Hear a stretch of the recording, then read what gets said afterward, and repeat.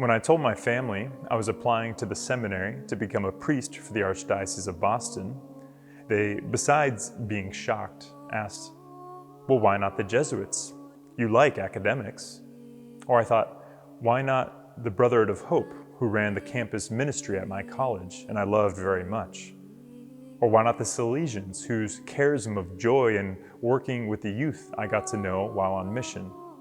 Why not the Franciscans, many of whom I admired? Besides thinking about specific congregations, I also had a great love in general for the evangelical counsels of poverty, chastity, and obedience. I also felt like community was essential for me. But despite these attractions and experiences, every time I asked God about it, He clearly responded that I was to become a priest for the Archdiocese of Boston.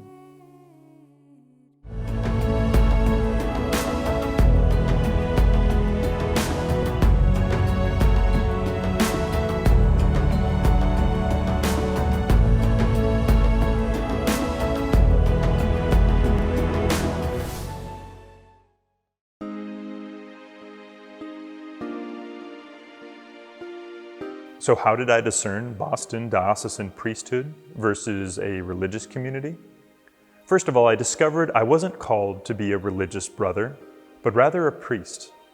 I'd regularly visited and for a period lived with a community of brothers, whom I loved, but I felt called to be a spiritual father, especially through the celebration of the sacraments.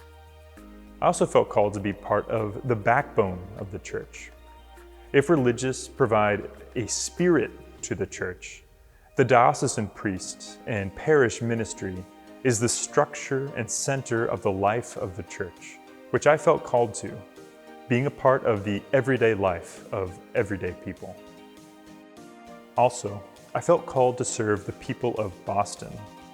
Boston is a place that I love and I hate at the same time, which G.K. Chesterton defines as true patriotism. Not vain optimism that sees everything with rose-tinted glasses, nor pessimism which despairs and despises, but patriotism which effectively desires the good, which means seeing that something is bad and working to change it, but also loving it so much to believe it worth changing.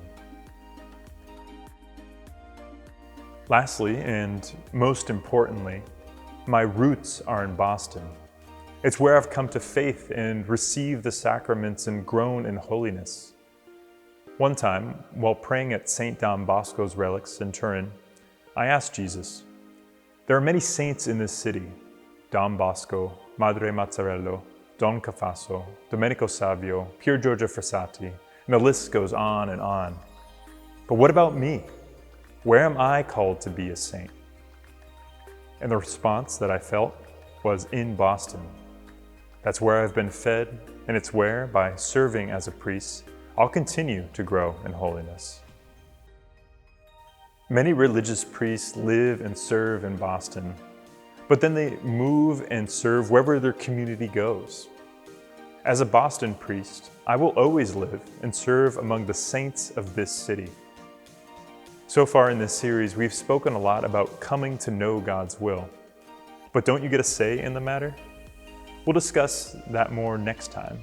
But for now, reflect on, where have you come to faith?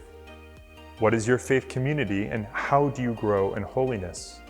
And where is God calling you to be a great saint?